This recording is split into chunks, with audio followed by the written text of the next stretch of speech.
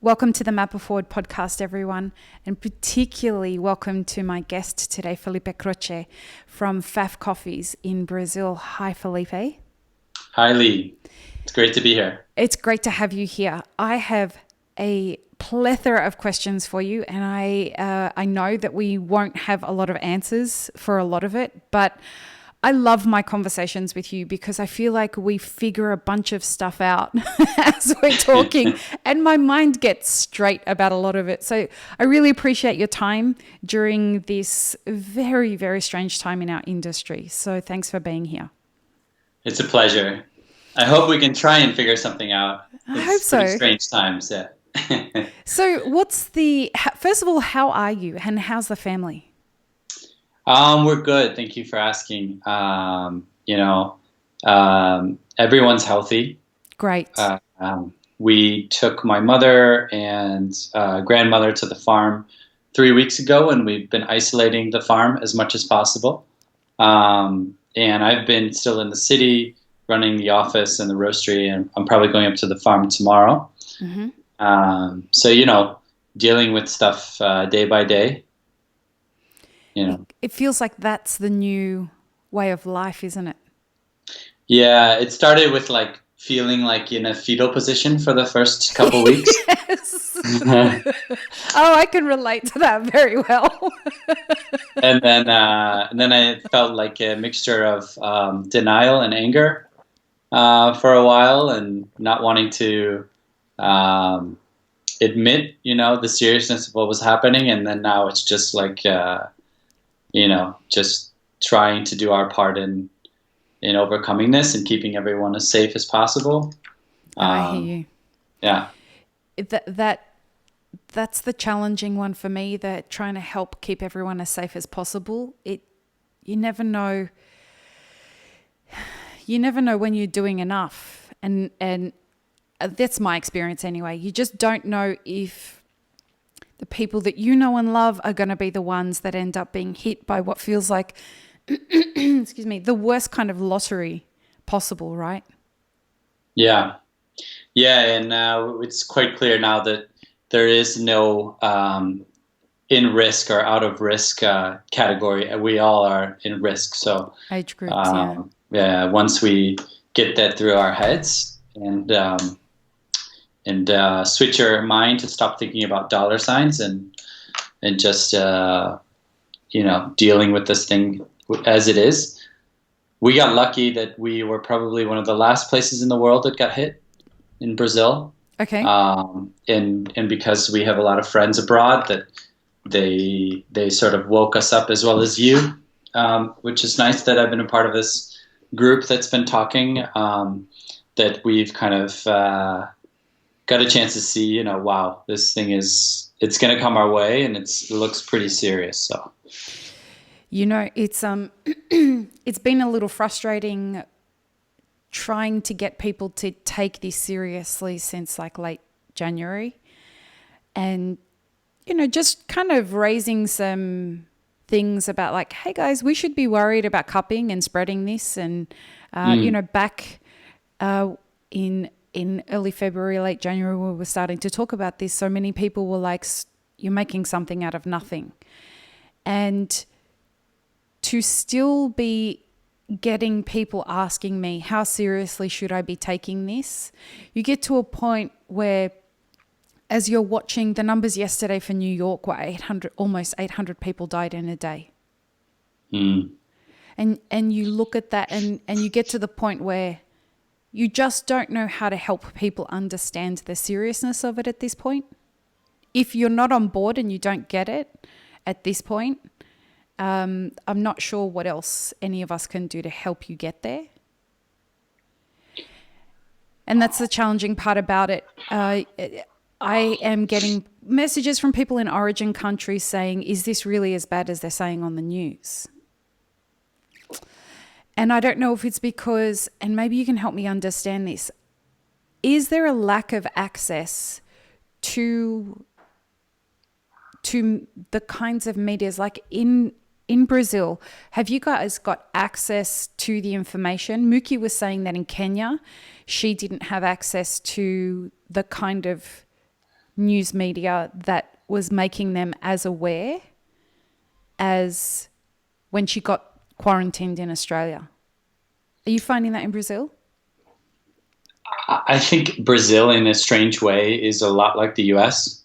We tend to copy the U.S. And we just follow the U.S. a few years. Even with presidents. Oops, Even sorry, with I had presidents, to say that. we managed to be a little bit worse. You did manage that. I will give you that. We can actually. You beat us on that one. As crazy as it sounds, it was possible. It is possible. It is possible to be worse. So We had to go there, didn't we? If there's any remorse in the U.S. Situation, it can always get worse. Take some comfort in knowing that Brazil topped our president situation. There was I think it was The Guardian, I can't remember, some European news source ranked Bolsonaro as the worst prepared leader in the world to deal with the situation. So I'm laughing not to cry. I hear you. I mean, and I was saying to people, anybody who is hoping that the person that's leading them right now fails in this is a fucking idiot. Yeah. Nobody, I mean, I know you guys have your problems with Bolsonaro and the list is endless with that, but this is not one of those situations where you want him to fail. You want him to do well right now, because if he doesn't, your people die. Well, I think what's happening here is a lot like the US. Excuse me. Also, stick with us, Lee. Yeah, I know, right? We need you. I'm trying. My lungs are trying. Are you still battling the... I don't think I am. I just think that my lungs some days are like, you know what, today we are going to force you not to exert yourself at all. Just there are days when most days I'm up and I'm walking and I can go for a walk for a few hours because, you know, being in here, I'm still working about 14 hours a day. And so when I do get up and go for a walk, it's a nice change. And then there are some days when I get to the end of my alleyway and I can't go any further. I have to turn back. And even before I turn back, I have to like stop and wait for a couple minutes to catch my breath. So there's like a recovery phase as well. I thought that would have been over by now, to be honest. Yeah. And when I had it, I was like, oh, the fever. I'm now looking back at it thinking, did I just kind of coast through the symptoms because I decided I was going to? And did I ignore... Like, I knew I had a fever. My fever was 39. That shit is no joke. 39. Wow. That's Fahrenheit, that's 101. That is no joke. And I was like, no, I'm going to coast through this. I'm going to be fine. Not going to be a problem. And I remember I was texting with you. I was like, no, I'm fine. I've got the symptoms, but, you know, I'm going to be just fine. No problem. Yeah. Thank God I had the mindset that, I'm out of the age group category that is mostly affected. So I kind of just expected this was going to hit me as mildly as possible. But, you know, as I look back and I'm like, well, there were days when I couldn't walk for a minute and I would have to sit back on the couch and be like, all right, you're not allowed to get up at all today. And so perhaps my mind got me through most of that. There are a couple of, like I said, the only residual thing is a little bit of the cough and the, excuse me, a little bit of the cough and the walking thing. But other than that, I don't have any fever. I don't have... They said that I was speaking to a friend of mine who works in the labs processing the test kits, and she said the thing that they're finding the most is that whether you test positive, the host response is the most important mitigator of the way that you experience the virus. And so nobody's experiencing it the same. There are some people who are super healthy that end up being put on ventilators and dying. There are other people that are completely asymptomatic who you would think because they're smokers, they would pass away. Right. And there are people in between who have a plethora of different symptoms that seem to heal in different stages. Who knows? That seems to be the theme, is we just don't know, what's happening. Yeah, I'm going to send you a video of this really interesting video that this doctor from New York put out. He was responsible for setting up an ICU purely for the pandemic in New York when it started. And this is not a conspiracy theory video at all. It's a doctor who was in charge of the ICU unit that he thinks that we're treating the wrong disease. He said we're treating something that we've been told is the way to treat it, but nothing that we've seen from the number of cases that have come in, our experience is showing us that we've got a protocol that isn't working, and that leads me to think that we're perhaps treating the wrong disease. It's absolutely the disease caused by the virus, but we're treating it the wrong way. And so he posts this video and then goes on WebMD and has a conversation with them. And they're using terms like whistleblower and he lost his position because of it. But it's a very interesting, he's a very level-headed man. He's got no agenda. He's not tied to any kind of political party or anything like that. What he's saying is New York is about 3 weeks ahead of the rest of the country and the rest of the world with a lot of this, other than China and Italy and France. And he wants to get their experience out there to the world because New York was able to benefit from the data and information that they got from China. And they should be passing information along so that there is a lower death rate in other countries and other cities than what New York has experienced. And they removed him as the head of the ICU unit because of it. Yeah, the politics involved in what's going on is also another huge realm. That's all the political posturing that's going on. It's changing a bit how the world operates as well. I see it in the U.S. I see it in Brazil. Going back to Brazil, you said what was going on. We also have a polarized political nation in terms of people, in terms of voters, in terms of media. We have our version of Fox News. We have our version of CNN. Right. And whatnot, New York Times. So I think that in general, so our president models himself on Trump. Mm-hmm. He's a political outsider who's supposed to be outside of the system, and so he's sort of a cowboy. He doesn't listen to recommendations and rules and there's just all this very conservative, old school way of thinking, and so I think that didn't help the country. I mean, we had Carnival in February. That went ahead, right? Obviously. Yeah, we Same had as everyone. With Mardi Gras here in Louisiana.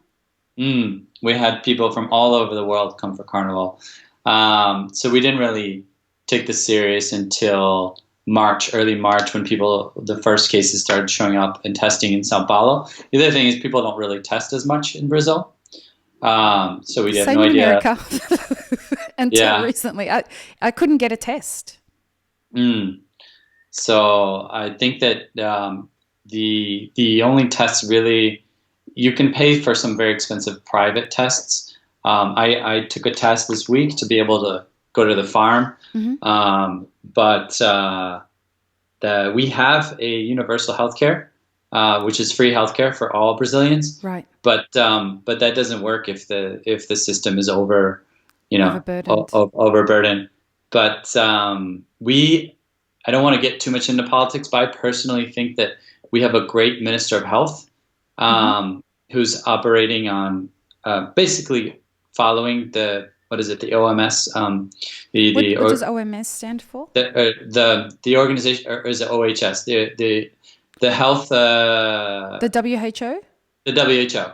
Yep. The WHO rules, and so now they're fighting. He was almost fired from his job last week or this week, Wow. for imposing lockdowns. Then we have our governor of São Paulo and a few governors. We're technically a federalist country, like the U.S., which is the state by state, somewhat autonomy, Mm-hmm. but in practice we haven't been at all federalist. We've been super national government. And with this virus, we've seen the states break apart, municipalities break apart. We've seen our governor of São Paulo defy directly the president, Bolsonaro. And maybe part of that is because he wants to be a future president. I don't know. Mm-hmm. But so it's a strange time. And you see municipalities and judges and mayors making up their own rules and blocking off roads, and so that's had an effect on logistics, and then that could have an effect on the harvest, and stuff like that. So we're So very much, yeah. is what you're saying there, I think that's a really important point.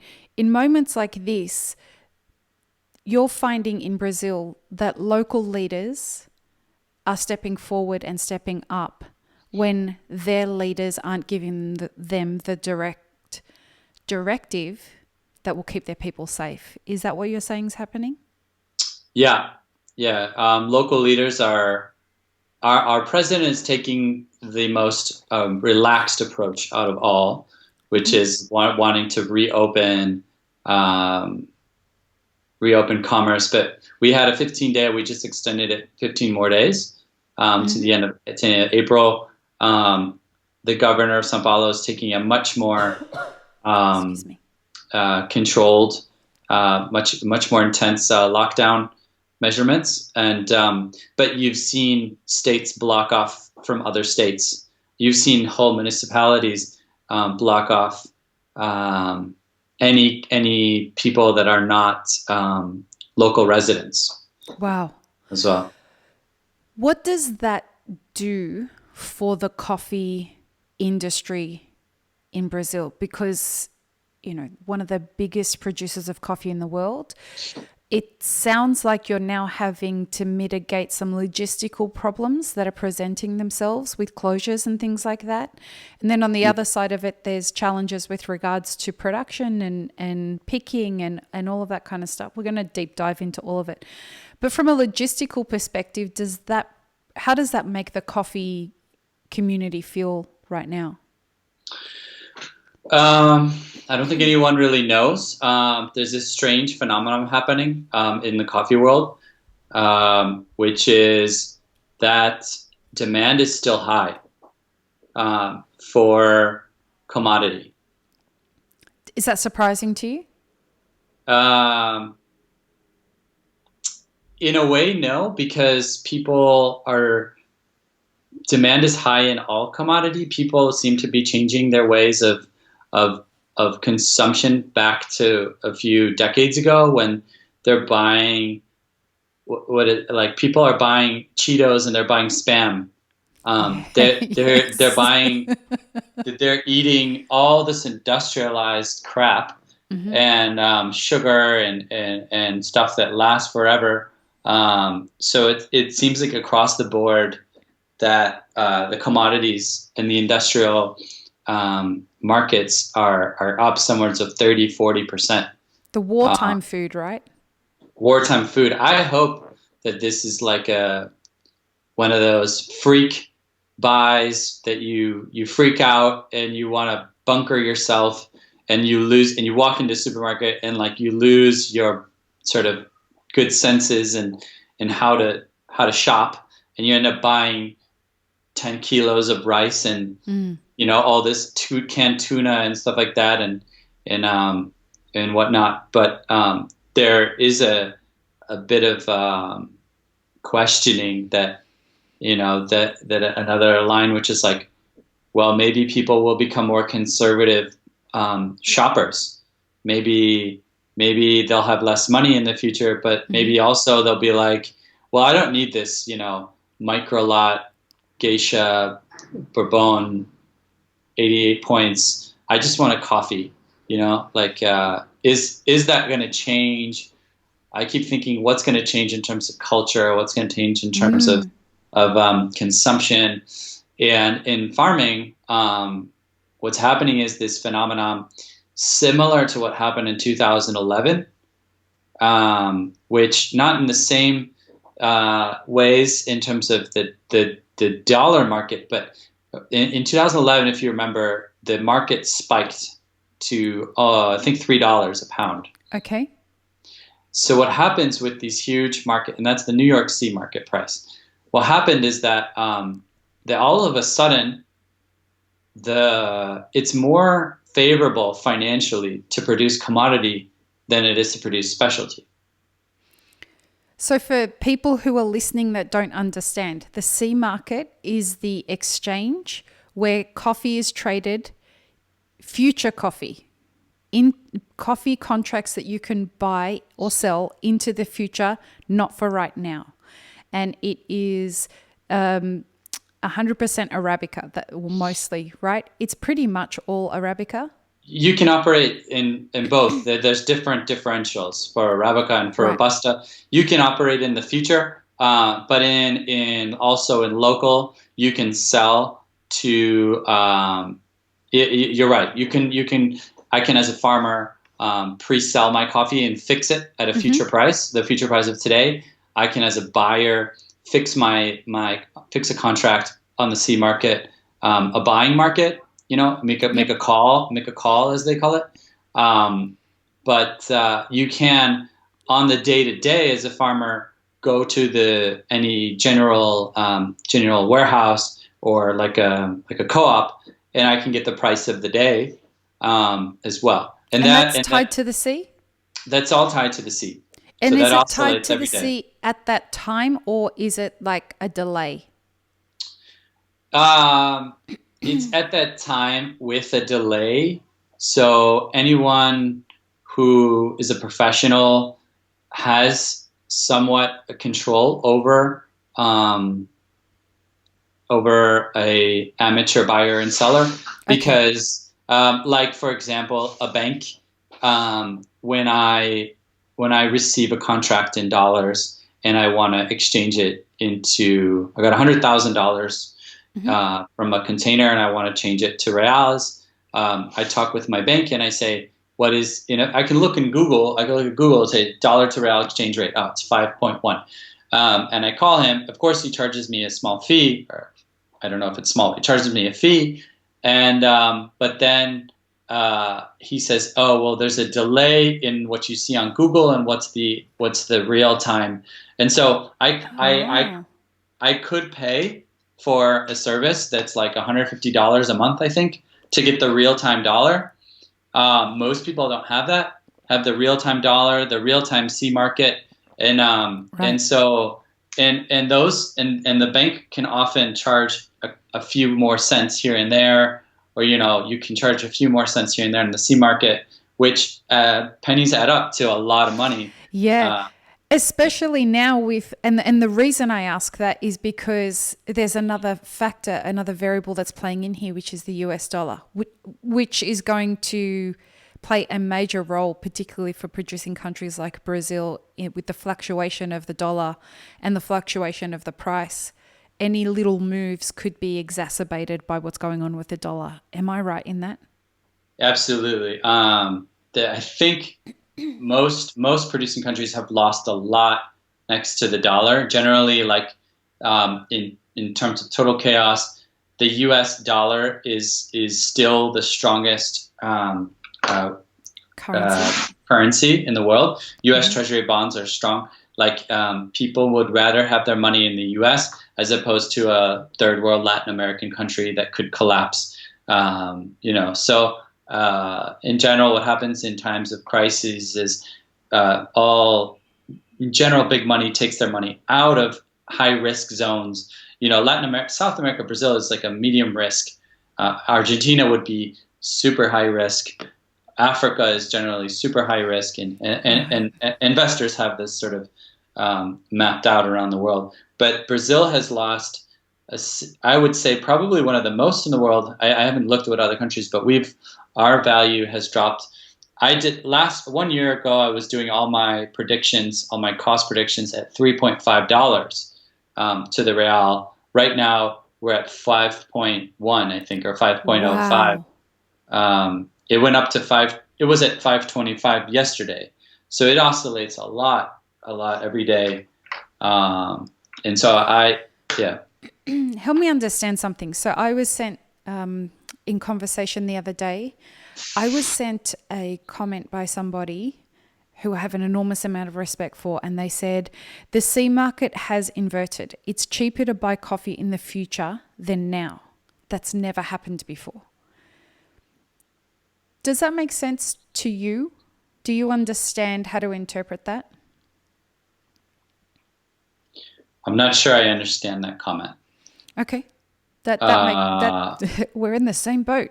I really want this person to come on the podcast, but they won't be allowed to because of they work for a big corporate, et cetera, et cetera. Okay. And the corporate won't let them. But this person has given me information before, and it has always been accurate. And so I have a guy that gives me who helps me understand the market, and I'll give him a call and I'll ask that question. That would be great. Thank you. Is it cheaper to buy coffee in the future than it is to buy coffee now? I don't really operate in the New York C market, so I don't really look at futures so much. I have looked into potentially. I've studied that, especially since our conversation a year ago. I think it was a year ago. That was so good, wasn't it? Like it just sparked so much learning after that. I thank you often for that, but I really mean it. Like that conversation that we had with Stephen, and then the conversation that we had again after that was just such a great, not just for us, but a lot of people in the community came back and said, I really started to understand the C market after that.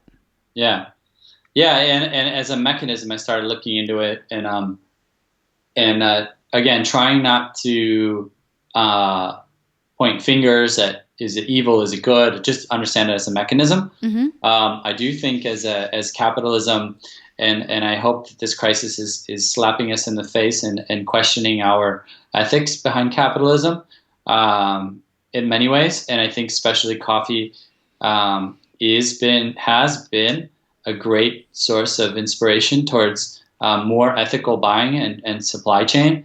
But that being said, there are mechanisms in place which, if you understand them, could be used to hedge a dollar.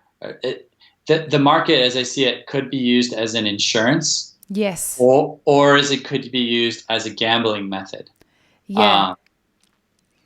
And so that's generally when you're talking about big traders, when they're trading massive amounts of coffee, they are operating on smaller margins, and they need to hedge in terms of, they generally need to buy like an option or, an insurance so that if something, were to fall or. Like what's happening now.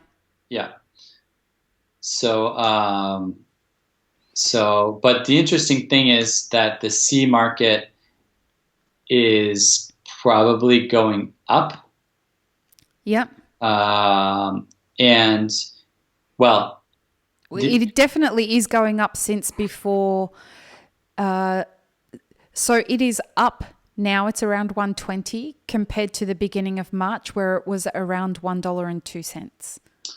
Let's analyze what's happened in a year. Okay. Yeah. The dollar to real has gone from 3.6 or 7 or 8, 3.8 to 5.1. So that's insane. With with $1, you're buying 75% more Brazilian coffee. Without doing anything different. It's just the dollar that's changed that, right? I'm not an economist, so I can't tell you what. I think it's a part of the U.S. business being really strong, interest rates being low, Brazil coming from just out of unsure politics, and just in general not being prepared to handle a crisis, not really being prepared to handle coronavirus crisis.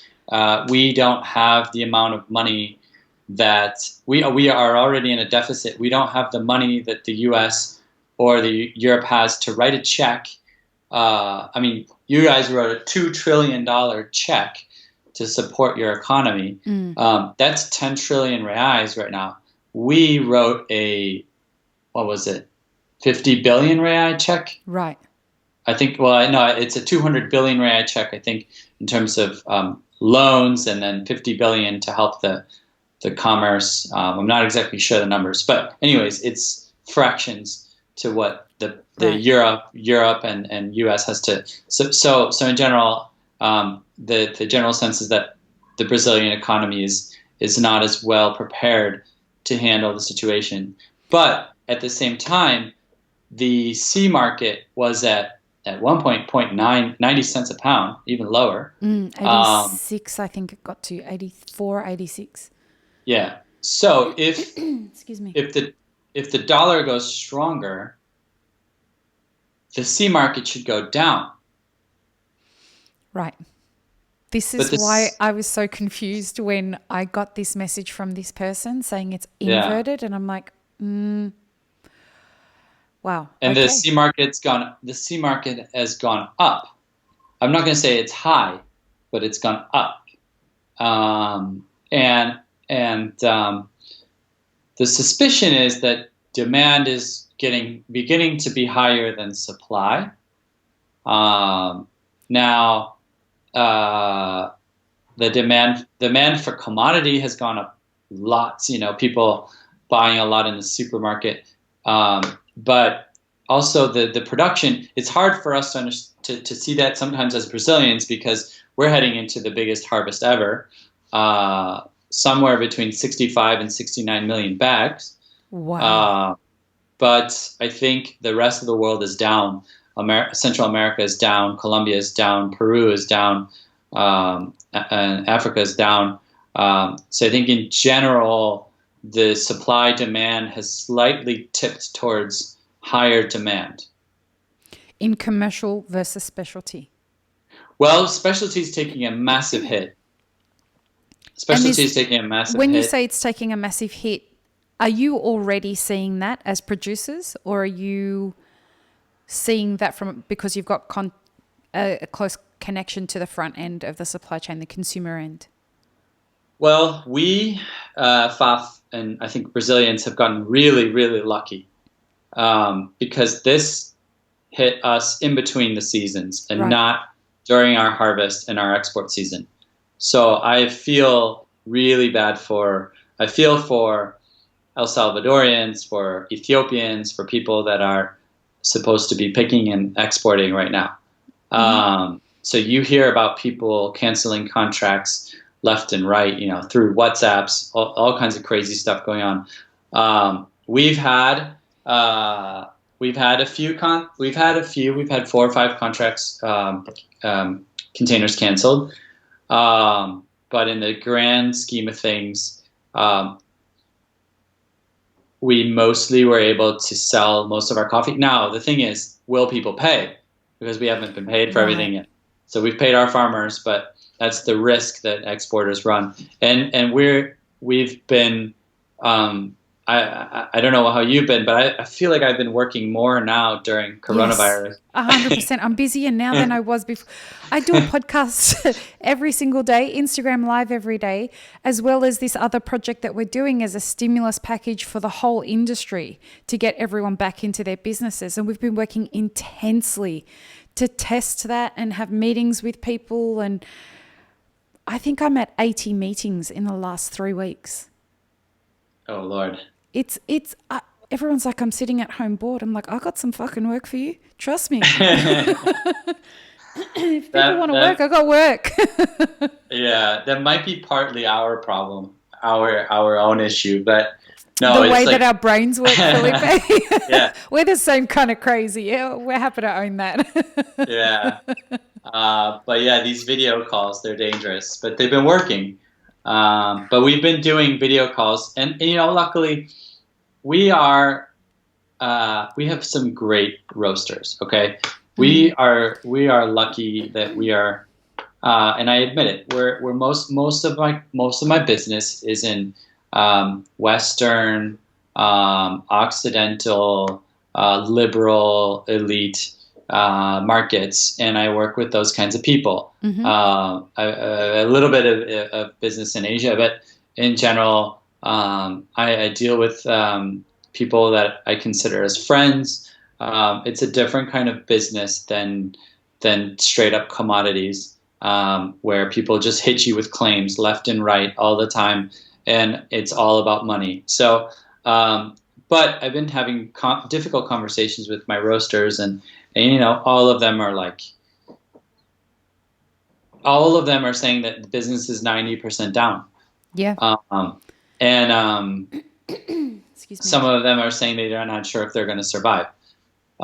So I'm trying to just make a map of where all my coffees are, who's got coffee, who's the least likely to pay, if I can change coffees. I'm not exporting from Brazil. I'm sending coffee from California to Europe, and all kinds of stuff. So, there's a call for us to do business in a different way than we've always done business. This is the moment to adapt and to understand that it's never going to be the same again. No, I don't think it will. No. With the way that it's looking right now for you, do you see this as you as Felipe, not as the Brazilian coffee community? I admire you as a business person and as a colleague, and I like the way that you think, because if the crowd's going this way, you're looking at what's over here as well in the other direction. Do you see this as a time of opportunity, or do you see this as a time of crisis, or both? I had a couple conversations about this, and I recently, I don't think it's a time for opportunity. I don't think it's the right time to talk about. In some ways, it's a time for opportunity, but it's a little bit insensitive to talk about opportunity when people are dying. Correct. I agree with you. That's not correct. Sorry, I agree with you. And no, I don't mean that as I'm not trying to personally throw that back, but I think at first it's a time to, I just got out of a long meeting about finance with my finance person, and it's about making seeing what our cash flow is looking like for several months, but I'm not just thinking. I'm writing off a lot of stuff, and I'm just realizing that this situation is going to be a tough year. And I'm not. I don't think as a business person it's time to take advantage. I don't want to be seen as a company that's taking advantage of the moment to get something out of this. And I think that people are very sensitive to that kind of stuff. And any company that takes that route in terms of make an opportunity at the moment to explore weakness is going to pay a lot. In the long term, I do think it's a time for opportunity, and I think that the opportunity comes in what and I'm trying to look this as an optimist, that people really change their ways of engaging the world, and I think that capitalism is the best way, but I think it's really a time to be. We've been talking about these things forever, but it's time to act. Mm-hmm. And I hope, like, I'm going to think about my money a lot differently. I'm probably going to save up more. Yeah. I'm probably going to spend less, and I'm probably going to think twice where I'm spending my money. And I hope people do too. I think that these massive companies in the world, these billionaires, they are making hand over fist, and I don't want to give any of my money to that. Mm-hmm. And I hope that people change that, and I hope that it's really a time to realize that the world is sick, that the earth is sick, and we really need to do the work about sustainability. As a coffee community, I saw this comment somewhere, but it's really cliche, but at the same time, it's not. Saving the world starts at breakfast. It starts at your coffee. Mm-hmm. It starts with your coffee decision, and then it goes on to everything that you do in your day. And there's tough decisions that I probably will start taking a little more serious that I never have. It's like I'm a big carnivore. Maybe I'll stop eating meat a little bit. Mm-hmm. I'm not sure if I'll go total vegetarian, but I'll actually give that a thought. And It's funny you say that yeah. because our conversations always feed me. And through our WhatsApp conversations, I've been thinking about the idea of capitalism. We've been talking about that kind of thing. And I used to call it conscious capitalism before this crisis, the kind of capitalism that I'm happy to engage in. But I've been pondering a different term the last few weeks, and that is intentional capitalism. And it's exactly what you're talking about. It's the idea of I'm going to be very intentional about who I support with my money because I want to understand what that's contributing to, whether it be contributing to, I want to know that my money is not contributing to damaging the earth. I want to know that my money is not contributing to any kind of slave labor. I want to make sure that the products that I'm buying are helping people and are supporting a good business that deserves to survive. I want to make sure that the supply chain that we engage in as a business is going to support the suppliers who have the same kind of philosophy as what Elixir Specialty Coffee does. Absolutely. It's that kind of intentional capitalism. I like the idea of when capitalism is done intentionally, it can be incredibly helpful to everybody because intentional capitalism makes sure that you look after everybody along the way that you're engaging, right? Yeah, yes, but we need to think about it carefully because it's almost a double-edged sword. Mm-hmm. Because in one way that traditional argument goes, okay, your bank account is your political power, much more so than your voting ballot, and where you spend that is the kind of world. But then again, it's like you become everyone sees you as dollar signs, and they're just trying to label you and box you and sell you the best stuff, and I don't think that people were happy. Before the COVID crisis happened. I don't think a lot of people I know, I think people were stressed. I think people were tired. Yep. I think that they were working too much. I think that people were not being able to, their businesses were not as healthy as they wanted them to be. Yep. I don't think that necessarily people were happy and we were amassing lots and lots and lots of things. But what I'm trying to get to is, we need to be okay. Maybe we need to be okay with the world economy being smaller, and maybe we need to be okay with spending less, and so in some ways that political power goes down a little bit, but it's not less conscientious, and that's the reason why big businessmen can go on TV and say, let's open the economy, um, because those people that are dying, they're not the most important politically Contributors. contributors, for the economy. That's such an interesting point, Felipe. It sounds like what you're saying is that moving forward, contributing to our character and investing in our character and the quality of our life is probably going to serve us better than amassing stuff. Yeah.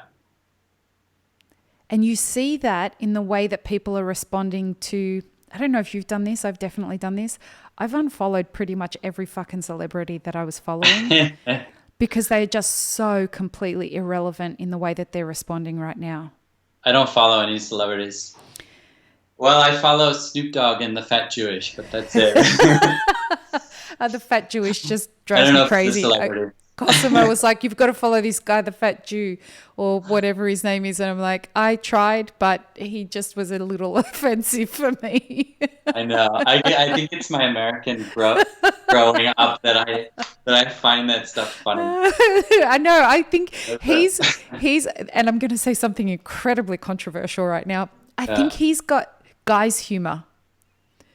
Oh, you yeah. know, that's the, like, there is a type of humor that's totally dude humor. I think he's more dude humor than watch all the gender people send me messages now telling me you're being gender biased and blah. I'm not. I'm just saying there is some humor that is dudes get and I don't. I think he's like a bro humor, but sometimes he did create a brand that communicates to, let's be honest, white girls. Yeah. And I'm so not in that category. But those kinds of, yeah. Well, I don't want to be labeling, but it's kind of like this. It's kind of like this movie. I really love this movie. I watched it with my girlfriend. She's Brazilian, but she laughed and she had never seen this. But it's very American humor. But it's called White Chicks. I have seen it. It is so funny. It is, especially living in America. You're like, damn, this is good. So that's dude's humor that like collides with girl humor, and it's stupidly wonderful. It's terrible, but I don't know. But to your point, when you see, I think that the reaction that I'm starting to hear from more and more people is that they're losing respect for people who have a platform and aren't using it for an appropriate reason right now.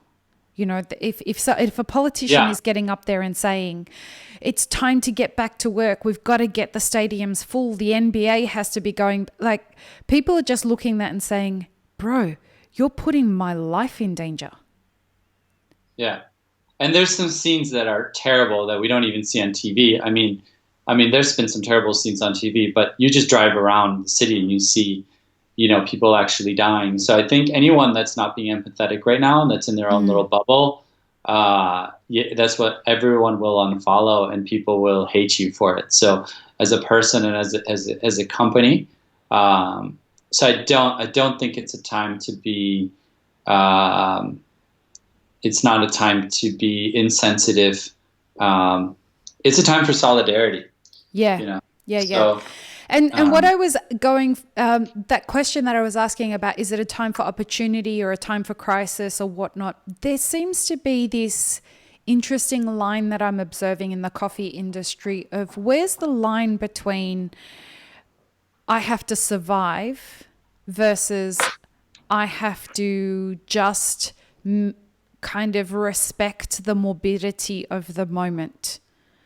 And I've noticed it's been incredibly fascinating to observe the way that different business owners have approached this moment. There have been some business owners that have said, not screw it, we're staying open, we're not going to be buying into this hype and this, this sensationalization of this situation. If you don't come to work, you lose your job. We're going to be operating business as usual. So there's been that extreme versus the other extreme where businesses are like, we're just shutting the doors straight away. And the line, I think, is very interesting, right? To see how different business owners are responding to this. The other side of it, there are some businesses that are thriving out of this unintentionally. Unintentionally, their businesses is up. And I know in the coffee industry that there are some businesses that equipment manufacturers, some of them, not all of them, are up over 50% unintentionally. They didn't do anything. They are just much more in demand. They have a market that really needs what they have right now. We're going to be making some announcements in the next week or so about this project that we've been putting together that's going to help the whole industry. And one of those businesses has been incredibly taken aback by how the spike that they've had in business. And they've taken that spike and they are redistributing a lot of that goodwill back into the coffee industry. And they're just trying to find ways to do that. It's that kind of thing where you're like, do I feel guilty as a business owner that my business is doing better than it's ever done? But do you know what I'm saying? Like there's this weird line of, but I'm doing better than I've ever done in a time of absolute crisis. And that's just because I was positioned in the right place at the right time. And to be achieving success at a time when most businesses are closing and never going to open again.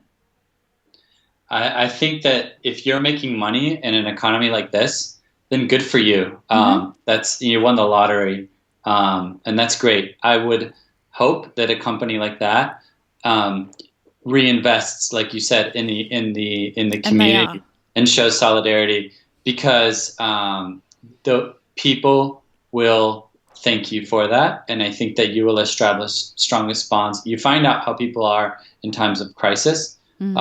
And so I think that if you're a roastery that has a strong online or supermarket presence and you're doing pretty well, maybe reinvest in helping the coffee shops and the baristas that are out of work, to try, donate to a relief fund or something.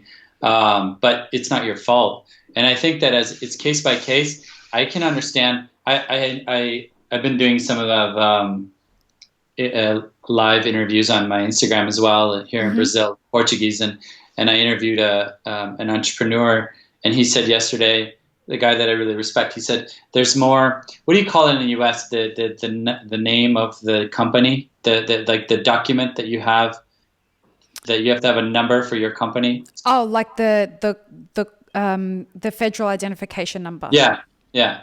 So he says there's more. We're losing more of those per week than Social Securities. Wow. From the tally that I've been keeping of the businesses that I've been speaking to, 8 out of 10 coffee businesses that are closing will never open again. Now, if we lose 80% of our industry, our business industry, because of this, the consumer, direct-to-consumer facing kind of industry, everything okay? You know what? Yeah, no One problem. second. Você me entrega? Tem, você pega lá. Quem é? É da coisas para fazer ainda. Uma mala. É muita coisa? Não, é só uma mochila. Sorry. No problem. 'Tis the season. Like, people have to understand that everyone's working in the same space. Everybody's making sure that everyone's okay. And like, you get a phone call from somebody that you know that you think has the fever, and every time they text you, your heart drops. Yeah. It's just that is the way that it is. But yeah, the tally that I've been keeping is 8 out of 10 businesses will never open again. In the coffee business. Yeah. Wow. Wow. Now, as a producer, what does that feel like to you? What alarm bells does that ring for you as a specialty? I mean, you guys do specialty and commercial, but as a specialty producer, what does that say to you? Okay. There's a strange. So okay, I was saying there's a strange thing happening in the producing side. Mm-hmm. Um, here's the situation, and I'll tell you how we're trying to deal with it. Yep. Um, so the dollar to real has gone crazy high. So the dollar value, even though the market is really low, The um, specialty market. even though the C market is really Okay. low, um, when you translate it into the reais, that's gone up like 60% since last year. Um, so you're buying for each dollar. If the market is $1 per pound, that All right. bought I get that it. bought that bought 3.5 reais last year. That's buying $5.10 this year. But when you say it's up, you mean for the buyer, not for the The producer. cost for the producer. For Say the that again, for producer. the producer. Yeah. Sorry, the price has gone up for the producer. How so? I would have assumed that the price would have gone down because the US dollar has gone up The in the US dollar has become stronger. So right. for each dollar, Yep. and the other interesting thing that we were talking about, the if the US dollar gets stronger, the product should become cheaper because Right. That's what I'm saying. Yeah. Yeah. Yeah. you Yeah. should be able to buy more Coffee. Brazilian coffee Right. if your money is stronger. But instead of staying at 90 cents a pound, it's gone up to, I don't even know, I haven't really been A dollar checking, 20. $1.20. So it's Yep. gone up 30 cents. The dollar's gone up, I don't know, 70%, 60%, and it's gone up 30 cents. So for what I was saying is like a dollar would buy you 3.50, now a dollar is buying you 5.10. So basically the C market is what a producer could make. Of course, there's a differential for each country. Mm-hmm. The Brazilian differential is different than the Colombian, but you would deliver. Now, this is what's really hard for people to understand. Commodity buys 100% of a farmer's production. Okay, Right. all the screen sizes, all the defects, It all the doesn't green, care. It doesn't all the discriminate, right? unripes, and they don't care about cup score. Okay. So there's different there's Rio, which is um, totally bad fermentation. There's a good cup, which out of 10 cups you could have 2 cups with defects, and you have fine cup, which could be out of 10 cups, all 10 cups there's no defects. But they're not. The traditional market doesn't taste for quality.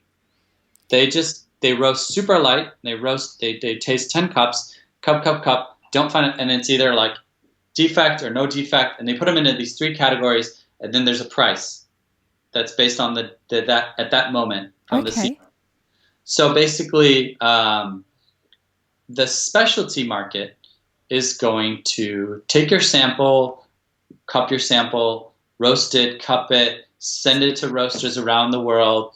This process could take several months Mm-hmm. for people to finally get back with until you get a confirmation and whatnot, and then you export, and then there's all kinds of like payment. Is it cash against copy of documents? Is it 30, 60, 90? Is it blah, blah, blah, blah?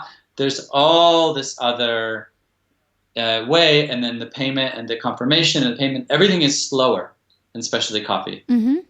Um, and you're buying specialty coffee today. Specialty coffee focuses on like the creme de la creme. Okay, we take the higher screen sizes, we mill them down to what's SCA approved milling, green grading, and then in Brazil for us that is about 45% of the total production. Mm-hmm. So we have 55% to figure out what to do. So you basically skim off if you're, for the lack of a better explanation, if you're talking about a slaughterhouse Mm-hmm. and you're selling meat, specialty is selling the prime cuts, and then they're leaving behind all the rest of the stuff. Commodity is buying the entire cow. That's a really great analogy. I'd never thought about it like that. So commodity is just saying we'll take the whole lot, hoofs and offal and nose and everything. Tongue, everything. The Yeah. good meat, and we're going to throw it all into, we're going to make ground beef out of it. We're just going to put that whole animal through and we're going to make ground beef out of it. Yeah. Whereas, this is why it's... Right. Go ahead. So and specialty saying, I want the prime rib, I want back straps, I want all of that, and everything else I'm going to leave it behind. Dear Mr. Slaughterhouse Man, you're going to take care of all of that. I don't care what you do with it.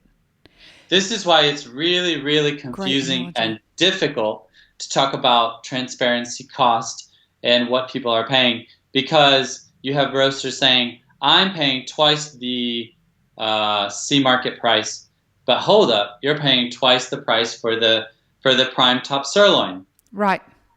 I still had to spend the money to raise the animal to end up with the liver as well. You didn't want the liver, but the liver is a part of the animal and the money goes into making that as well. So you just wanted the prime rib, you just wanted the back straps. That's because that's what you want, the best parts. But the rest of it is all needed. The liver is needed to get you the back strap. Yeah. It's a part of the farming process. So we've historically what we've been doing since the beginning of specialty, and because it's such a young industry, a lot of what's been happening around the world is we become experts in selling prime sirloin, top cuts, and we've been selling our ground beef to McDonald's instead of and I think that the future for specialty is to rethink, and I think when you're able to look at the entire supply chain and what's going on, you can question some of these things. And because I have great relationship with roasters, in the past couple of years, we have been talking together about how do we talk about full farm profitability? Okay? Right. How do we talk about all this stuff? And so I'll give you another analogy. Let's stick with the cow. You got This vegan here is really appreciating this, by the way. God, I love you, Felipe. I told you I'm a carnivore, but I'm thinking about. I'm giving it a thought. But Excellent. I find that we can talk about fruit. We can talk about no. This is working. I'm understanding this. So let's keep going with the cow. Okay, so with the cow, we have this cow that's grass-fed, hormone-free, well-treated, listens to jazz, 5 massages per day. And then you have the second cow, which is confined, filled with hormones. It's eating GMO corn, and then both those cows go into the market. They both have a farmer. One's name's Jose, one's is Stephanie, whatever, blah, and they both have a producer name on the name of the cow. But one of them, they both have a top sirloin. They both have a brisket. They both have a ground beef. They both have a tongue. But do you understand that ethically they're two different things? Yeah. Hey, the Wagyu one is so ethically different that they've found a way to make it $200 for a steak. They have figured out what we haven't figured out how to do yet. But have they done it with the sustainability, or have they done it with the quality? That's an incredibly good question. Because that's what we need to think. And if we're going to think about a world, are we going to come out of this world with less energy, right? Less energy. And I'm talking about spending energy. We're going to have less capital, and we're going to think about what we're going to spend. And I'm going to think and I'm a regular person, regular consumer. I just want a cup of coffee. Okay. And on a Saturday and a Sunday, I want that crazy awesome coffee. But on a Monday and Tuesday, I just want a cup of coffee. But are you going to buy the cup of coffee that has the hormones and the GMO corn, or are you going to buy the one that's been, sustainability? It's got less agrotoxic chemicals. It's ethical, and then the whole shebang, sustainability. We don't need to go into that, but social, environmental, blah blah blah. And people can understand it with food, because is waste is a disgrace. Waste is you should be ashamed in your industry if you have waste. Okay? Well, purely because what it says, when you've got waste, you're not putting enough thought into maximizing your profitability. You're not realizing. If you look at it from a fiscal perspective, you are leaving money on the table. You're not respecting your customer to begin with, because you're overcharging your customer because you're not being smart. It's like a restaurant that is writing off like a huge cost of production because they have all this waste. Right. And you're not taking the bones and making a broth and whatnot. And also it's an insult as a human race, because we have to deal with scarcity as a earth. So as an industry, we have a lot of waste as the specialty coffee industry. If we go back to your slaughterhouse analogy, when you talk about this waste that we have, I'm assuming that what you're saying is the waste is the offal and the hoofs and the nose and all of that specialty doesn't want to buy is the wastage that we have. And the producers, and this is a question now, are the producers left not knowing what to do with it, or are they then taking that and funneling it into the commercial market? The commodity market? Most of that goes into the commercial market. Most of that goes in the commercial market, and so that's why going back to talking to my farmers and when you talk about full farm profitability, you're talking about, okay, what did I pay for this 45% of the top stuff, and then what did we sell the bottom 55%? What did we get for that, and is that a better value than selling the whole thing bulk to the market? Because if I'm selling everything bulk to the market that doesn't care about cup score, that doesn't care about consistency, because I have some really picky roasters, really, really picky roasters, and any little thing that could randomly happen, humidity being off, water activity being off, storage could be wrong, the delay in the ship, I could get ask for a discount or this and that and send samples, and so I also need to pick. My picking costs are going to go up 80% because I got to pick once, twice, 3 times. I got to dry much slower. I got to invest in drying better. I got to have Grain Pro. I got to all this, and I have to mill micro lots, which is so expensive because I have to mill 5 bags and then 10 bags and then 20 bags, and I got to stop. And so is all of this extra work worth it? Worth it. Dude, you have let off some truth bombs right now that are blowing my mind. Only because it reeks of entitlement, it reeks of privilege, it reeks of the need for reassessment. I'm not talking about it. I'm really not trying to point fingers. I'm really not trying to. No, you're not though. This is why we have these conversations. Yeah. And I don't think people have been able to, not many people have had the breadth of operation that I do to be able to see, the market and everything. And it's taken me 10 years to really grasp opportunities. When you were on the podcast last time, we talked about the idea of understanding cost of goods and the cost of doing business and the spreadsheeting and the intense spreadsheeting that's required to do that. And that really feeds into what you were just saying. Because I asked you last time, do producers have an accurate understanding of what their, cost per pound is and what the cost of doing business is? And it really shocked me as we dove into that, and then as I did more and more research after our conversation, I couldn't find more than a very small handful of producers that said that they were starting to get an understanding of what their cost of doing business was. Now, if we don't have, I mean, I'm always jabbering on the podcast about, listen, cafe owners, roasters, you have to understand your financial statements. You have to know your profit and loss statement. You have to do a cost breakdown analysis. You need to know what it costs you to sell a bag of coffee. You need to know what it costs you to sell a latte. And if you don't know that, you don't know if you're paying your staff enough or not enough or too, like all of it becomes a problem. And we have the same problem at Origin, right?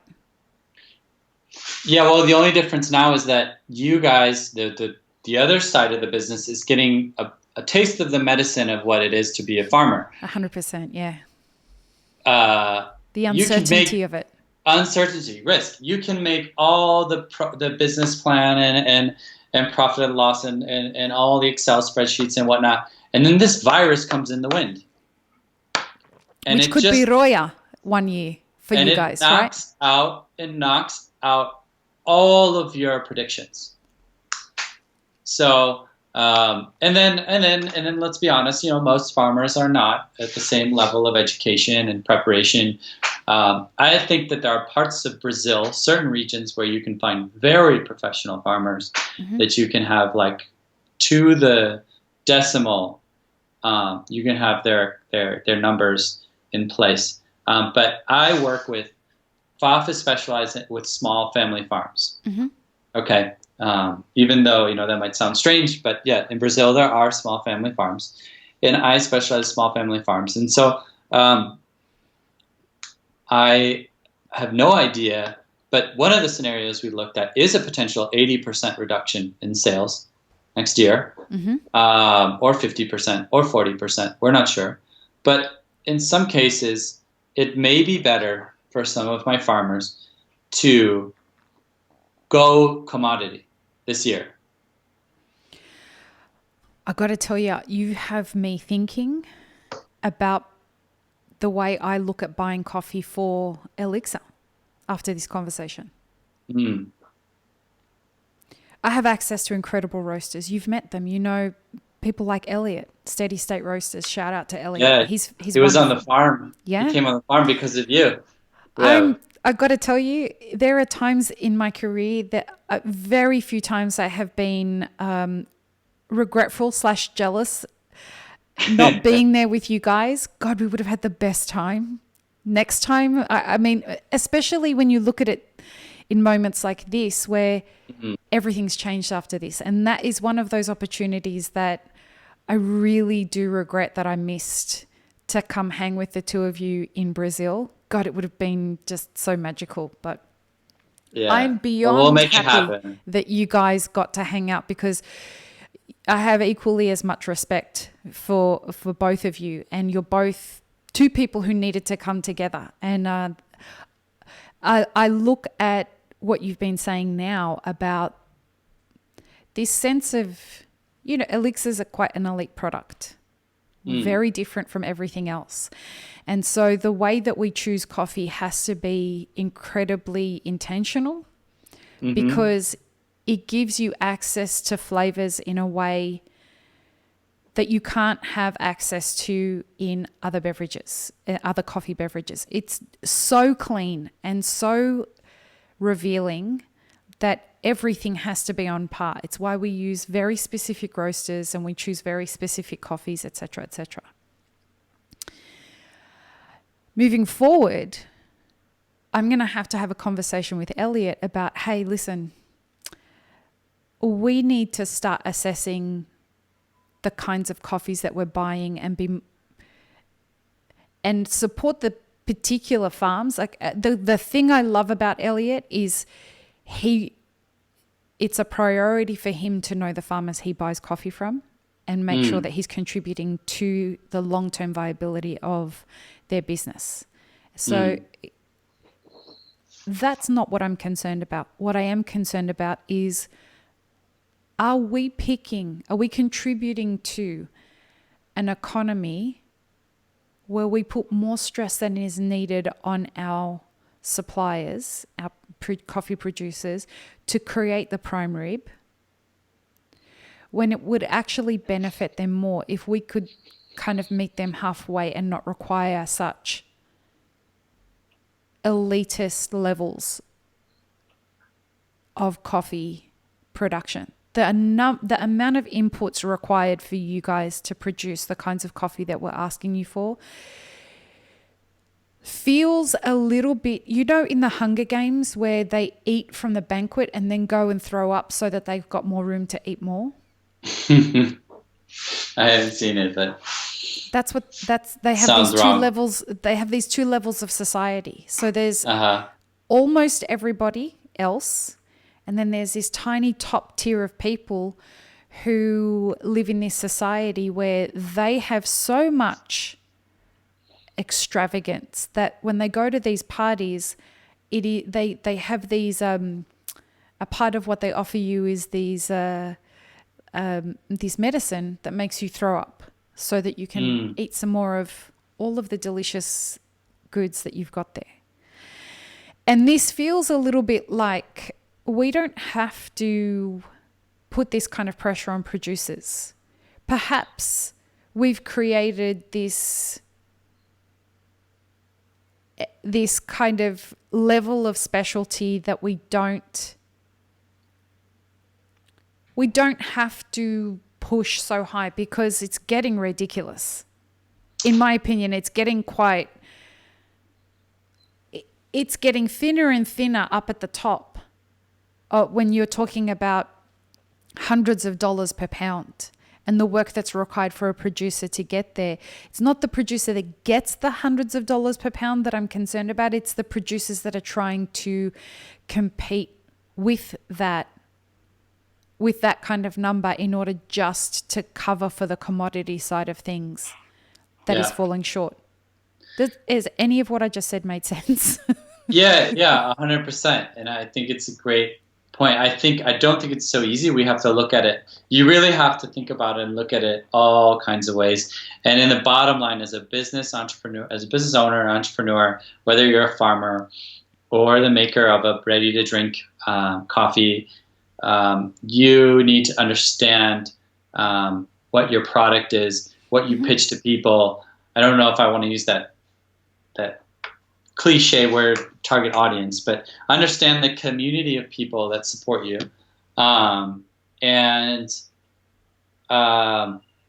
There is an importance for the militants. Okay, there's a very important, and we are grateful and thankful to them, because it's without a militant you can't drive change. So I agree. Without the geisha scene, without the Wilford Lamasta selling coffee at $1,000 plus per pound, that is loud. Without the Black Panthers, you don't have a Martin Luther King, because you need to have the militants, and I understand that. And I think that there's a certain amount of people. There's a kind of person that's high powered in the world, and they need the price value to make them pay attention. Okay, if I sell you, and there's an aspect of the curator, right? Like we are curators. If we put if Elliot puts in Steady State's menu this coffee, and people will tend to think that this is a good coffee, right? Because Elliot said so. Because Elliot said so. Right. And so you're buying his credibility. And forever we've been trying as this small band of curators to bring that to the world, and we've been able to do that. But now, even more so now, because of this crisis, it's time for us to diversify our pledge and diversify our community. We can't just sell coffee to rich people. We can't just sell coffee to progressives. We need to sell coffee to better. We We want normal people, normal. You know what I'm saying? Isn't that the word normal That just has slipped a out. whole new normal now? It slipped out. I'm sorry. I'm sorry, It's people totally that are okay. listening. I I'm love not it. not an angel. You know what I'm trying to say. We want No, I hear regular you. people to The drink general coffee. public, The the general, bigger, wider audience. even the more, like a little more traditional conservative people, we want the supermarkets to be selling the coffee that we believe in. And it's not going to be, I question, it's not going to be with the geishas of the world that's going to do it. It's I not. agree. It's going to be with the discourse. It's going to be with sustainability. It's going to be with being political about your worldview, about and we've done that a little bit. This is a small farmer, blah blah blah blah blah.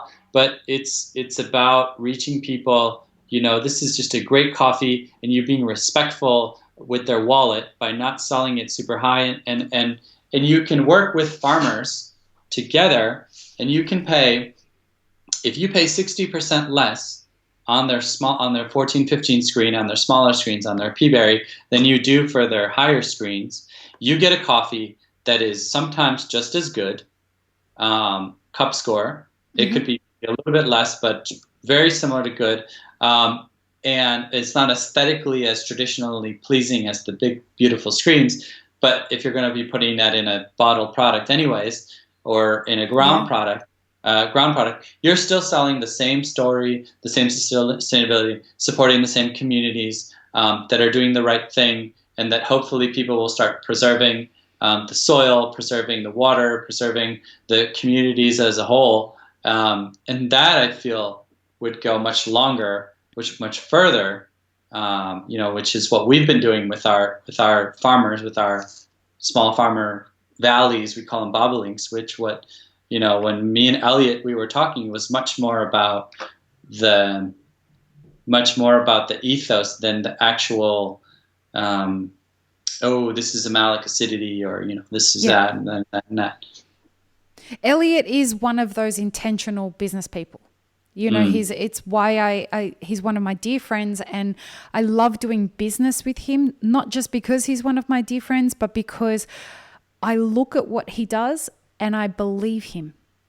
Because I see the effort that he puts into making decisions that aren't, he makes decisions that don't hurt people. That's front and center of his decision making. So it can't hurt him, it can't hurt his employees, it can't hurt his customers, and it absolutely cannot hurt his producers. And that's his role as the curator, right? Right. And that's the community that he's speaking to in California that values that. And so now you're reaching out to other kinds of people. And so I think as an industry, that'll be our challenge as specialty, into being able to reach people that have less energy, both as consumers, as consumers and as health. I think we'll have a traumatic hangover.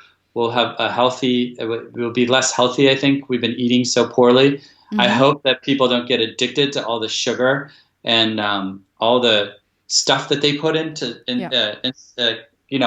all this industrial food, that they can go back to the movement that was happening with healthy food. And so, but the commodity. So you sent me a question. The other question that you sent me was the coffee prices are going high, and companies need to be careful. Wasn't it something like that? Yeah. I think that, so this crazy phenomenon, which the demand is actually going higher than the supply this year, and I think especially in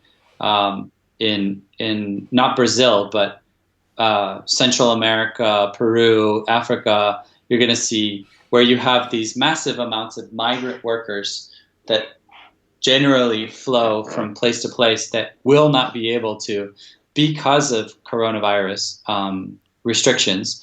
And then you'll have problems with freight, problems with ports. You'll probably have trucking strikes, port strikes, all kinds of issues because people aren't going to be making any money. And so the supply, this is why people are rushing to ship out coffees. The big market is rushing to ship coffees as fast as possible so that they don't run out. But I think you'll see that the big commodity market will have to pay more for their coffees. And the difference, the spread between the price of commodity and specialty will not be that high this year. So help me understand that. Is what you're saying that the price of commodity is going to go up? Yeah. And the price of specialty is going to stabilize? Or do you feel that the price of specialty is going to go through the roof as well? No, I don't think the price of specialty is going up. I think the price of specialty is going down. I think we'll have less buyers. People will be more conservative. And then, if the dollar is 5-1, I can go down on my price a little bit to help my roaster. Yep. I'm still thinking on a relatively real. My inputs are going to go up, which I'm not sure what they're going to be like because a lot of stuff's imported. But I can at the very minimum keep my price the same. On specialty. On specialty, and the commodity is going to creep up. So, but the thing is, I can't pay my farmers. I can't pay my farmers more. I'm still going to pay them. I'm going to try to pay them what I paid them last year. Mm-hmm. But given the account that a guy who produces 82 points or 83 points, maybe it's better for him to just pick everything, dry it all in a mechanical dryer, and just send it out because that commodity is going up. Right. So hopefully what that means as a roaster, as someone who's selling specialty coffees, that the supermarket price of these big brands, right, even Folgers, Maxwell House, that will have to go up. So your product will not be that much more, proportionally will not be that much more expensive than the big industry. Right. I didn't anticipate this. So this is where we got bombarded with questions for you. And Sarah had on our Instagram Live had a question for you, and you've just answered it. And it was, will producers have to sacrifice their specialty crops for commodity just in order to stay profitable this year or in the coming years? And it sounds like what you're saying is you won't have to sacrifice it, but it makes better business sense to actually let me rephrase that based on something that we learned from Muki yesterday as well. So Muki was saying and contributing to what you were just talking about with regards to migratory workers. So if you can't get access to the amount of workforce that's required to invest the attention to detail and the manpower that's required to produce specialty, out of necessity, you may have to sacrifice some of your specialty crop to commodity anyway. Is that correct? Yeah, I think that it could be many things. Like I have an area where I work with farmers, and they bus in pickers from the town next by. Maybe the mayor says you can't bus in workers, so he doesn't have. Or I'm busing in 12 pickers, and one of them gets coronavirus. And then wow. And then or has a symptom. And then everyone gets quarantined for 14 days. Everyone gets scared, and he said, "No, I don't want anyone getting close." So when you're dealing with the hand labor, it's just like a factory. All of a sudden, you're missing one person that's in the line. That's supposed to operate the tractor. That's supposed to operate the pulping machine. And now what? Well, but it's more than that, isn't it? Because if that person has exposed everybody, like you find out today that one of your workers has tested positive for coronavirus, and yesterday they were having lunch all together. that means that the responsible thing to do would be to quarantine everybody. Yeah, and you have to take measures seriously. So before that happens, we don't let anyone, we don't let people get close to each other.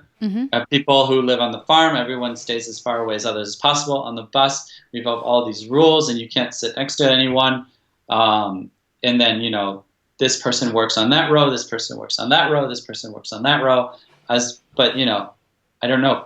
Can we isolate completely? I don't know.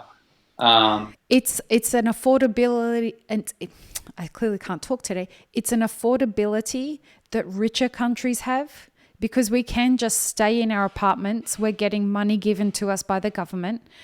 But in producing countries, in all agriculture, I guess, that isn't mechanized, you don't have the luxury of doing that. It's not just it's not possible. Yeah, parts of Brazil is mechanized, but parts are not. But the rest of the world is not.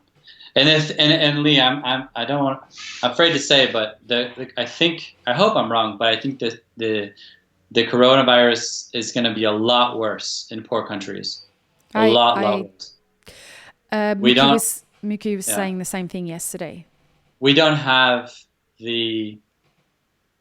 when you go below, middle class, upper class, but when you go below the middle class, you have a density of people living together. Yep. They can't isolate. You've got 15 people living in a small house. They can't isolate. The hygiene is not the same.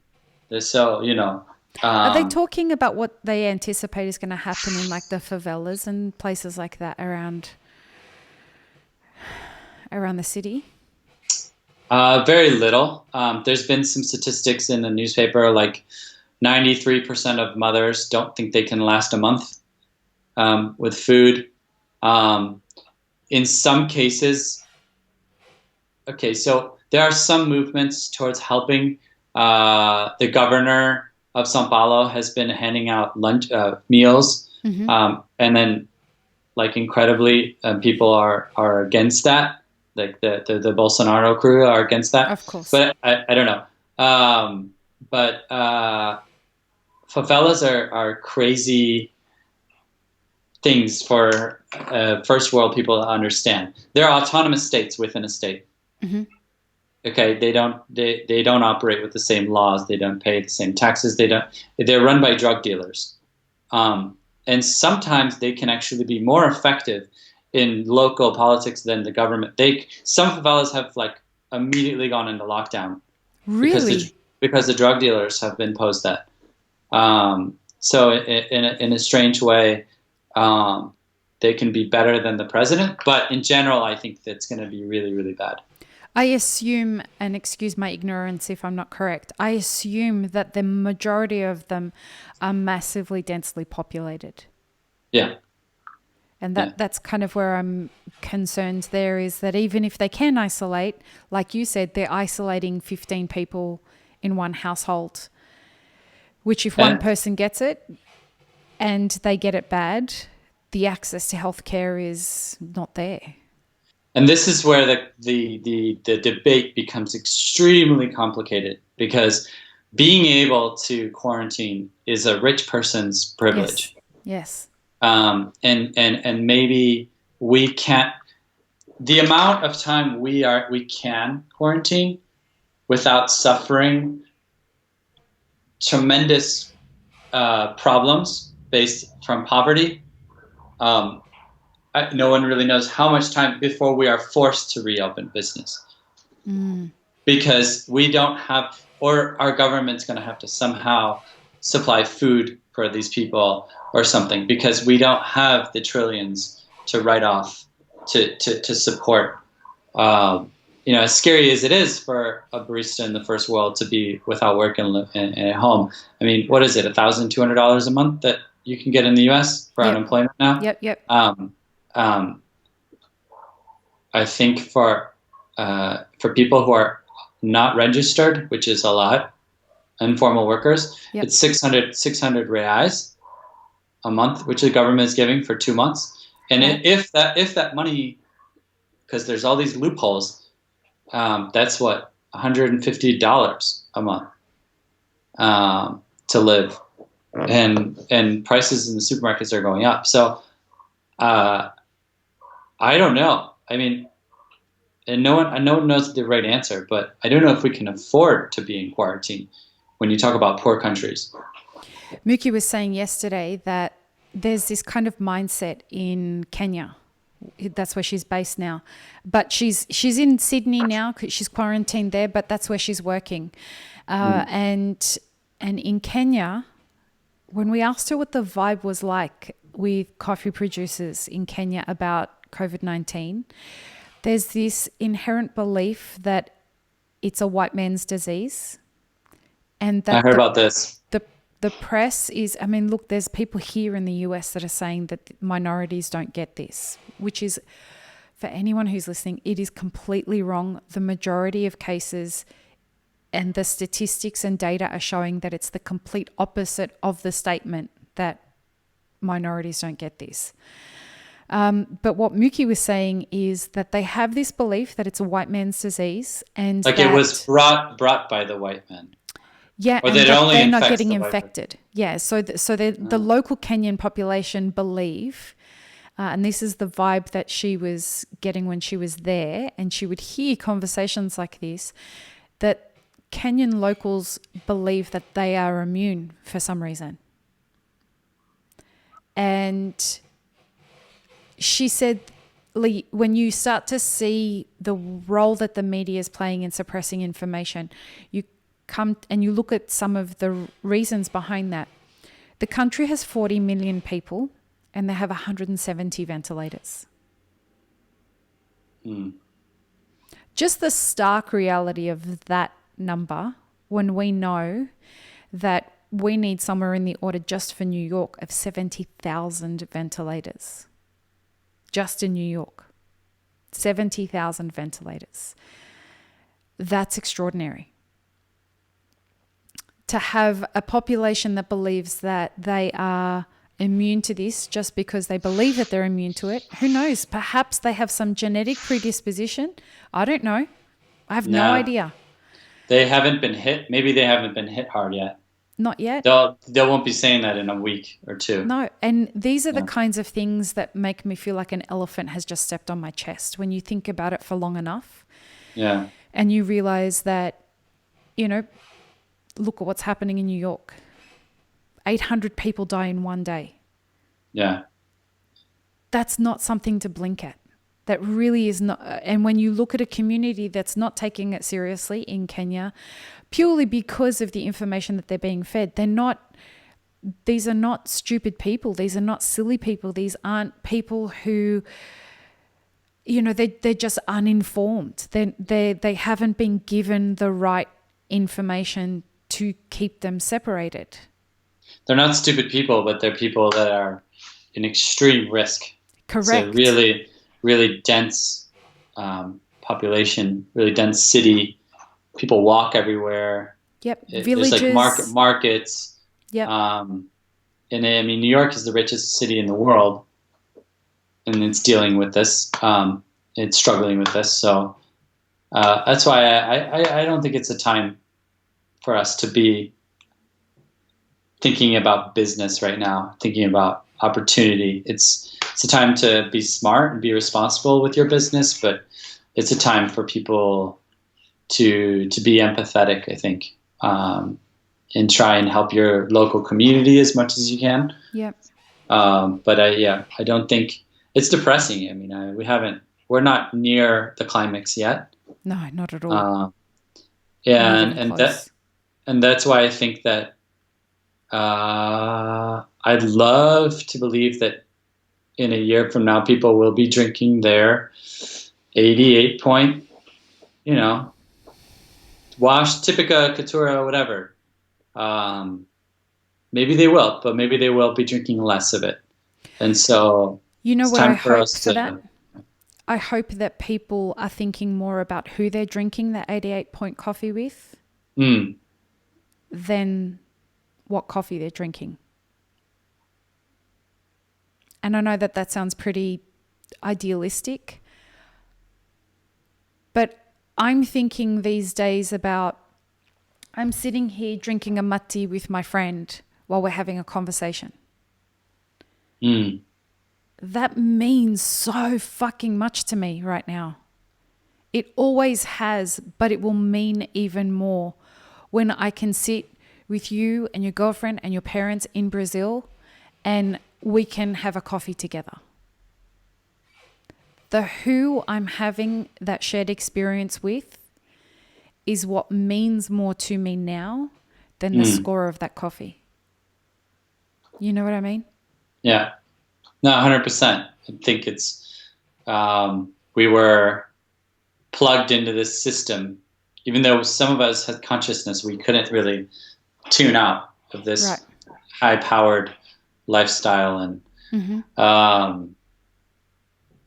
and I'm not saying I do think capitalism is the best way of operating. It's the only way we know. It's the system we've got. That's the system we've got.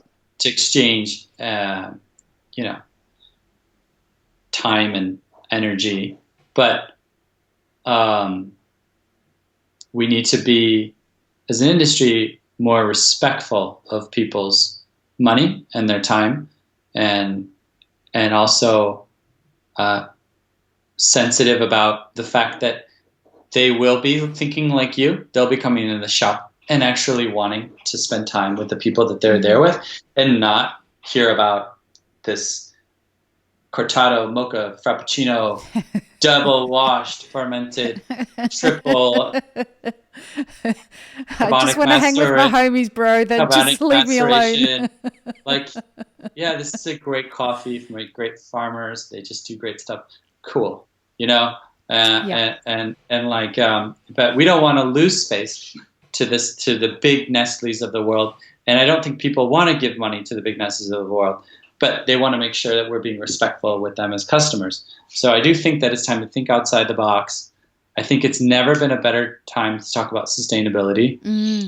It's never been a better time to break into these traditional, really tough supply chains like supermarkets. Push your supermarket, push them to create a local, like a village, a local producer area for the local cheese, for the local milk, for the local coffee roaster, the local chocolate guy. It's really like push people to break into that. But let's rethink of how and what kind of coffees we sell. So we can intentionality. I feel like that's being intentional is a real thing that I'm taking from this conversation. I got a couple questions for you from other people. Okay. Brett says, Felipe, what are your thoughts about roasters presenting their customers with more detailed information about the farmers and producers themselves as opposed to varietal, elevation, etc.?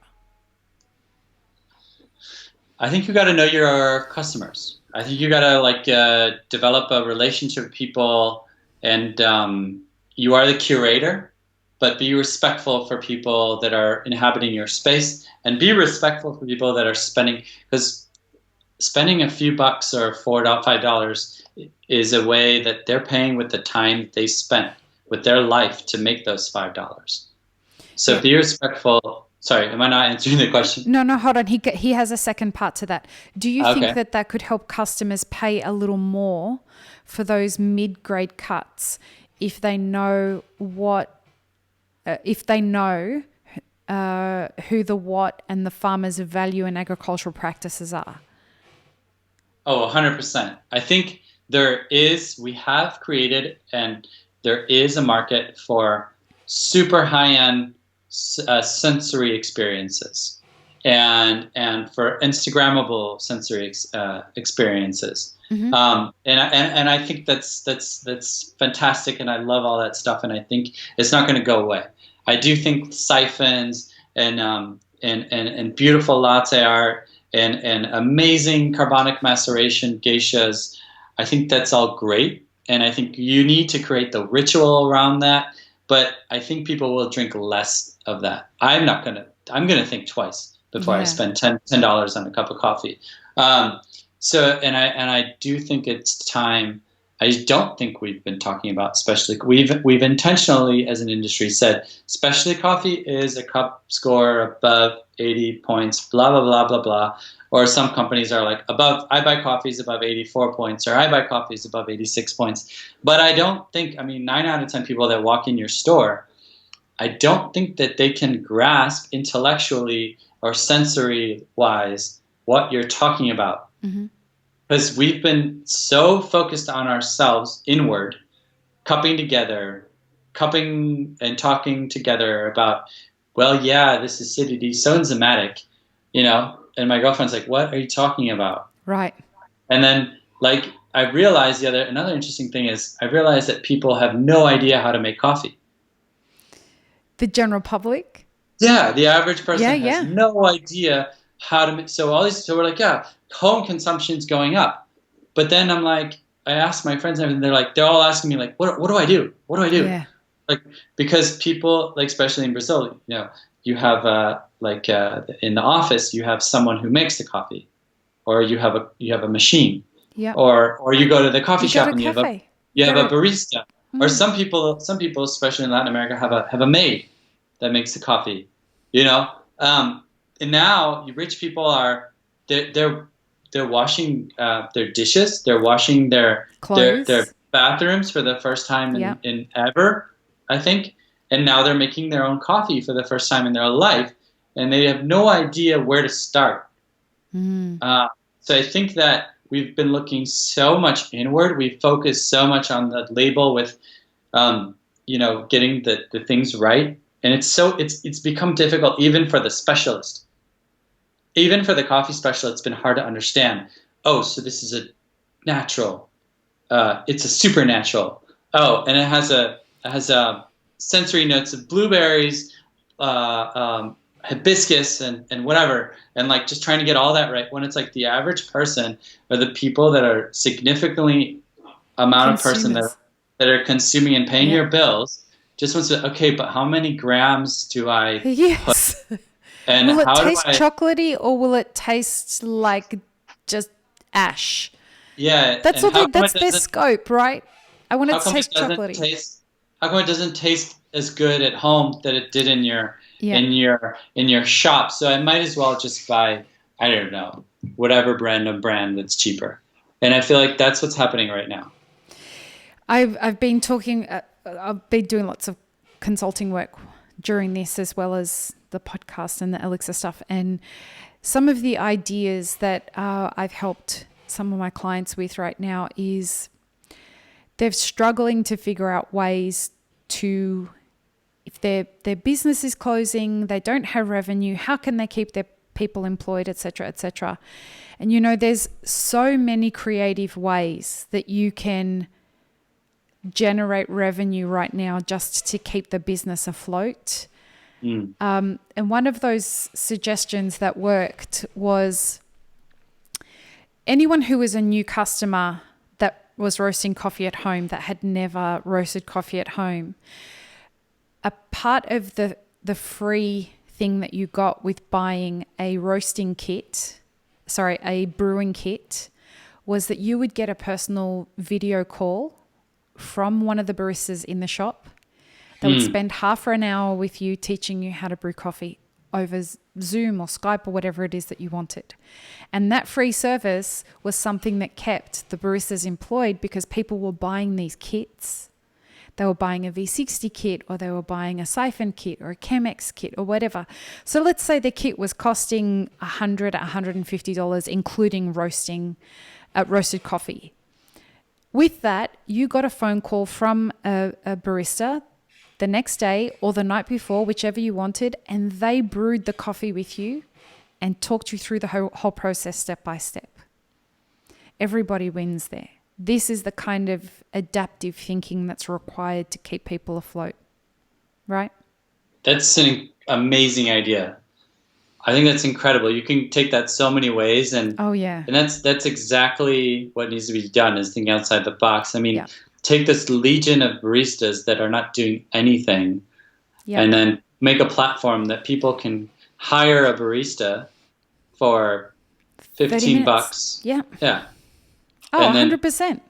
and then they can they can make a coffee with you, and Another that's great amazing. one that we did Yeah. with one of my customers was, so my superpower as a business consultant or a business Mm. coach in this space is like, all right, what do you have available to you? How can we be proactive with this?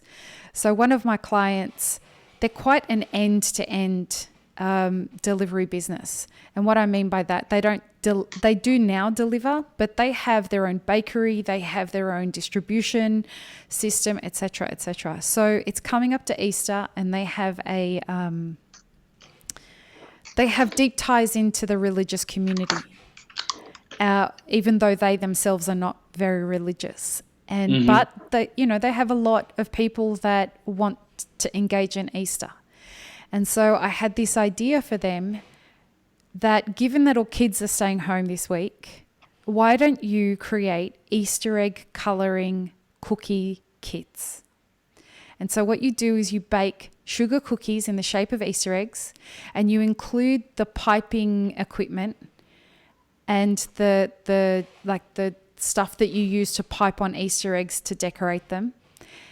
And you sell them as kits for kids to have as something to do during the lead up to Easter. And then, they can buy as many cookies as they want. They can buy a pack of just 4 cookies, or they can buy a pack of 40 sugar cookies that everyone can get together, and you guys can, celebrate Easter with stuff like that. They have sold so many of those. It's crazy. That's kept their bakers working. That's kept their cafes open. They have them in these beautiful buckets, like these Easter baskets. And we keep coming up with all of these ideas for them that just keep more and more things moving out the door in a way to adapt. It keeps everybody employed. We have to keep reimagining ways that serve the community and keep the community motivated while observing the safety of everyone involved. It's fun, huh? Yeah, I love hearing that. Um, and that's exactly what we need now Yeah. we need to get ourselves out of that fetal position, Yeah. and just like you just sort of tune out, right? You just sort of, Oh, yeah. It's so easy. It's so comfortable to just tune out and watch Netflix. and then get back to it, and get a group of people to talk together, Yeah. bounce around ideas, a support group, and see what you can do. I think that's, until we find a better thing. It makes all the that's difference, doesn't it? yeah. Mm. I have just one other question for you that somebody's asked. If you had to name the 3 things that you will have to do differently now as a producer in Brazil, what would it be?